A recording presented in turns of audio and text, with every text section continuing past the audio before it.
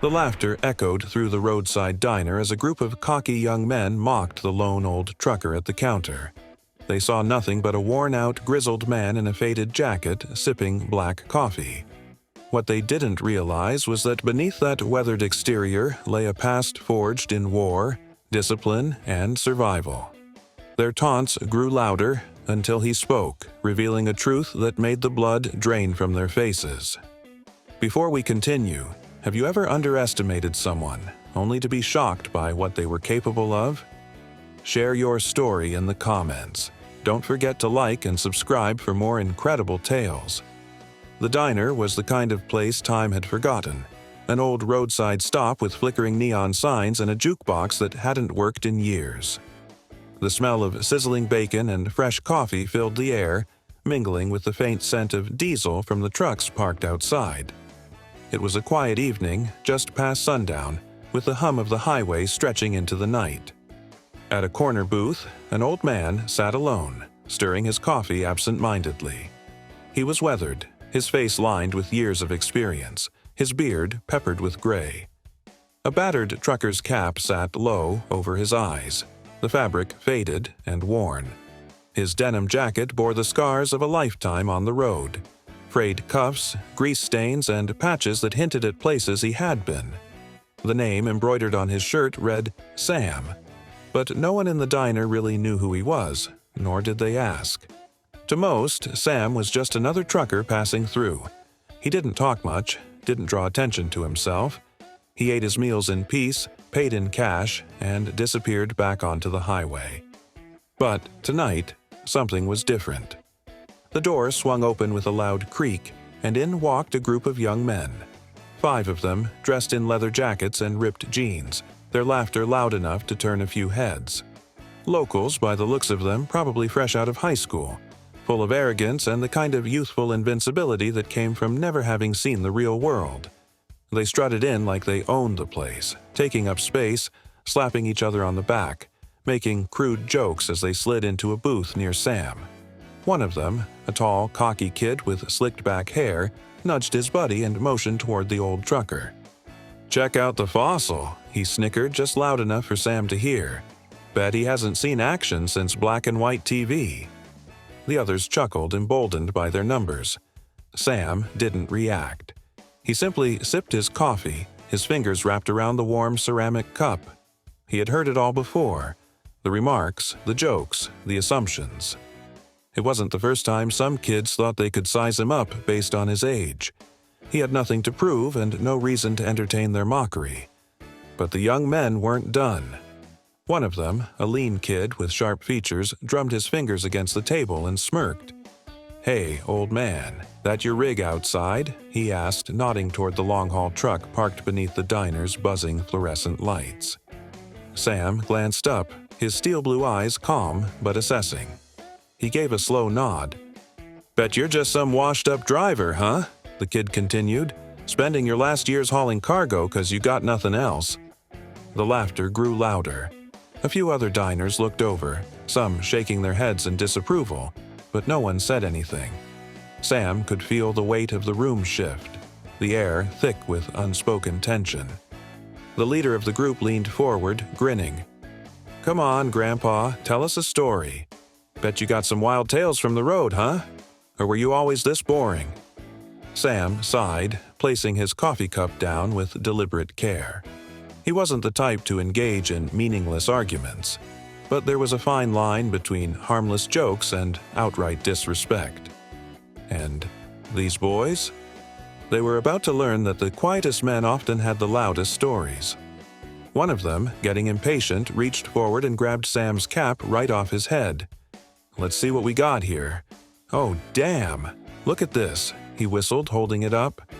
Underneath, Sam's silver hair was neatly cropped, but it wasn't his hair that caught their attention. It was the faint scar running across his temple and the look in his eyes. Calm, steady, but carrying the weight of something deep, something dangerous. The diner had gone silent. Slowly, Sam stood up. His movements were controlled, deliberate, like a man who knew exactly what he was capable of. "Give it back," he said, his voice steady as steel. The young man hesitated, suddenly aware that they had just made a mistake. The leader of the group, a cocky young man named Jake, smirked as he leaned forward, tapping the rim of Sam's coffee cup with his finger. "You sure do drink slow, old man. What, your hands too shaky to hold the cup?" His friends erupted into laughter, their jeering voices bouncing off the diner's walls. Sam didn't react. He calmly took another sip, his weathered face unreadable. Jake, emboldened by the lack of response, reached across the table and snatched Sam's cap from the counter. He flipped it over, inspecting the embroidered patch. "Huh," he mused. "Vietnam vet. That's supposed to mean something?" Sam finally looked up, his blue eyes sharp beneath the brim of his missing cap. "Means a hell of a lot more than you'll ever understand, kid," he said evenly. One of Jake's friends shifted uncomfortably. "Come on, man, just give it back." But Jake wasn't done. He twirled the cap on his finger, grinning. "I mean, look at you, sitting here all alone, drinking your coffee like the world forgot you. Maybe it did. Maybe you ain't so tough anymore." Sam sighed and set his coffee down. "Kid," he said slowly, his voice carrying the weight of decades. "You're walking on thin ice." Jake chuckled and put the cap on his own head, tilting it sideways like some kind of joke. "Or what? You gonna wobble over here and take it from me?" That was the last straw. Sam stood up. Not fast, not aggressively, but with a steady, deliberate motion that sent a ripple through the group of young men. For the first time, they noticed something. The way he moved, the careful control of his breathing, the way his stance seemed impossibly balanced, as if every step was measured. The diner's cook, a man who had served Sam coffee for years, took a step back from the counter. He knew that look. He'd seen it before. Jake, still grinning, suddenly felt a pit in his stomach. "Oh, what? You mad now, Grandpa?" Sam didn't answer. Instead, he reached forward and, in one swift motion, snatched the cap off Jake's head. It happened so fast that Jake didn't even register what was happening until he felt the breeze on his scalp. The laughter stopped. Jake's friends tensed. Sam placed the cap back on his head, adjusted it slightly, then looked Jake in the eyes. "Sit down," he said, his voice dangerously calm. Jake swallowed. His confidence wavered, but his pride refused to back down. "Or what?" Sam took one slow step forward. Jake took one slow step back. "Or you'll find out," Sam said simply. And for the first time that night, Jake and his friends realized they had picked the wrong man to mess with. The diner had gone completely silent. The usual hum of conversation, the clinking of silverware against plates, gone. Every eye was on Sam and Jake, the tension thick as smoke in the air. Jake's cocky smirk faltered as he stared at the old trucker who had just moved faster than a man his age had any right to. The way Sam had taken his cap back, it hadn't been luck, it hadn't been a fluke, it had been deliberate, calculated. Jake's fingers twitched at his sides, his pride screaming at him not to back down. But deep inside, another voice whispered something else. This isn't just some old man. One of Jake's friends cleared his throat. "Come on, man," he muttered. "Let's just sit down." But Jake was too far gone. The embarrassment burned in his chest like fire. He clenched his fists. "You think you're tough, old man?" His voice was lower now, laced with forced bravado. Sam sighed, almost like he was bored. "Kid, I don't think anything. I know exactly who I am." His voice was calm, but there was an edge to it, the kind of stillness that came before a storm. Jake took a step forward, his jaw tight. "Yeah? Well, who are you?" Sam's lips pressed together for a moment, as if deciding whether or not to even answer. When he did, his voice was as steady as a gunshot. "Sergeant First Class Samuel Whitaker," he said. "Special Forces, 3rd Battalion, Vietnam, 68 through 72. I've been in firefights that lasted longer than your entire life." The words landed like a hammer. The group of young men exchanged nervous glances. Even the cook behind the counter took a step back, muttering, "Oh, hell." Jake swallowed, his bravado flickering like a weak flame in the wind. He had expected an old man with nothing left but war stories. Instead, he was staring at someone who had lived through things he couldn't even begin to imagine. Sam took another step forward, looking Jake dead in the eyes. "Now sit down, before I show you just how wrong you were." For a long moment, Jake stood frozen, his pride warring with his instincts. Then, with a forced scoff, he took a slow step back. His hands were still clenched, but his body betrayed him. He was backing down. And everyone in that diner knew it. The tension in the diner was thick enough to cut with a knife. Jake's forced bravado crumbled like dust under the weight of Sam's words, but the old trucker wasn't finished just yet. Sam slowly reached into his jacket. The young men flinched, expecting a weapon, but what he pulled out was far deadlier. A small, tattered leather wallet. He flipped it open and tossed it onto the counter. It landed with a soft thud, revealing a faded, laminated ID. The words were hard to read, but the insignia was unmistakable. United States Army Special Forces. The entire room seemed to shift. The cook behind the counter muttered, "Jesus," under his breath. A couple of older men sitting at a nearby booth exchanged knowing looks. One even gave a small nod of respect. Jake's face went pale as he stared at the ID. His mouth opened slightly as if trying to form words, but nothing came out. Sam took a slow sip of his coffee. "You boys think you're tough because you've never had to be," he said, his voice carrying the weight of experience. "You think respect is something you demand instead of something you earn." He turned his gaze toward Jake, his eyes unreadable. "I've seen real tough men.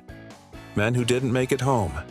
Men who would have given anything to be sitting in a diner, acting like fools with their friends."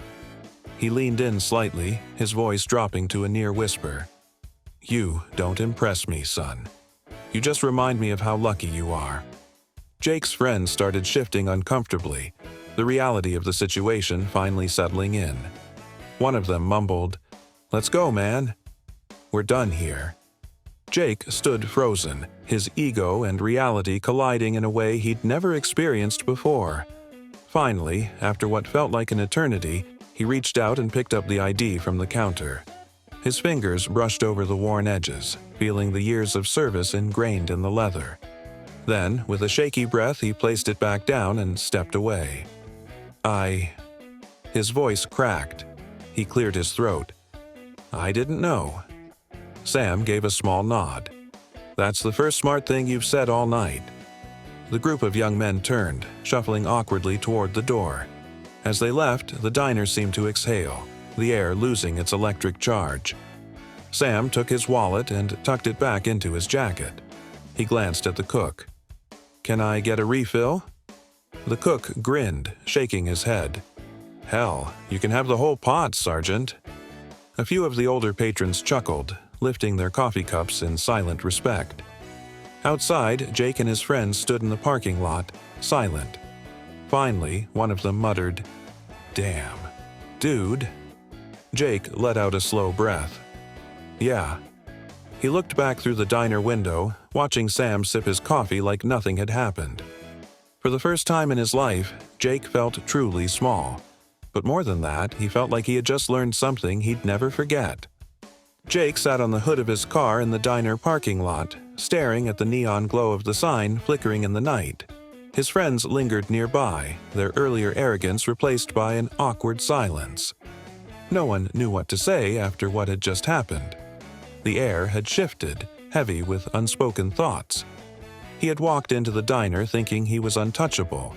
He had laughed, mocked, and pushed at an old man, thinking he was just another washed-up trucker with nothing left to his name. But that man wasn't what Jake had assumed. That man had lived through things Jake couldn't even imagine. A former Special Forces soldier.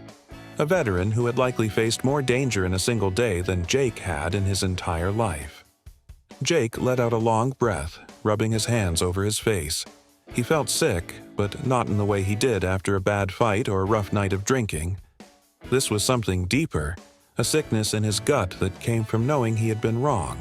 Really, truly wrong.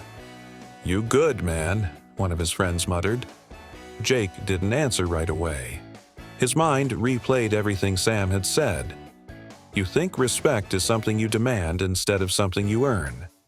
The words burned in his chest. Respect. He had spent years thinking it came from being the loudest in the room, from being feared, from throwing his weight around. But Sam hadn't raised his voice once. He hadn't thrown a single punch. Yet, when he revealed who he was, the whole room had shifted. That was respect, and it had nothing to do with fear. Jake looked back toward the diner window. Sam was still there, calmly sipping his coffee, talking to the cook like nothing had happened, like he hadn't just humbled an entire group of young men with nothing but words and a lifetime of experience. Jake swallowed hard, then stood up. His friends looked at him in confusion. "Where are you going?" He didn't answer. He just walked back into the diner. The bell above the door jingled as he stepped inside, and the atmosphere shifted slightly. The cook looked up from behind the counter, raising an eyebrow. A couple of the older patrons who had witnessed the confrontation turned their heads. Sam barely glanced at him. Jake hesitated for a moment, then took a deep breath and walked up to the counter. His voice felt thick in his throat. "I just wanted to say, I'm sorry." Sam set his coffee down, finally looking at him. His expression was unreadable. Jake exhaled. "I thought I was proving something. I thought I was the tough guy, but I didn't know anything." He looked down, ashamed. "I was an idiot." A long silence followed. Then, to Jake's surprise, Sam gave a small nod. "Takes a real man to admit when he's wrong." Jake blinked, caught off guard by how simple the response was. He had braced himself for another lecture, another lesson, but Sam wasn't rubbing his mistake in his face. He was simply acknowledging it. Sam leaned back in his chair, studying him. The world's full of people who think being loud makes them strong. But strength isn't in your fists or your voice. It's in knowing when to stand your ground and when to stand down. Jake nodded slowly. "I get that now." Sam gestured toward the counter. "Sit." Jake hesitated, then did as he was told. The cook poured him a cup of coffee without a word. For the next hour, Jake listened. He listened as Sam talked about the road, about service, about life. He listened to the stories of a man who had seen and survived more than he could comprehend. And for the first time in a long time, Jake didn't feel the need to prove himself. He just wanted to learn.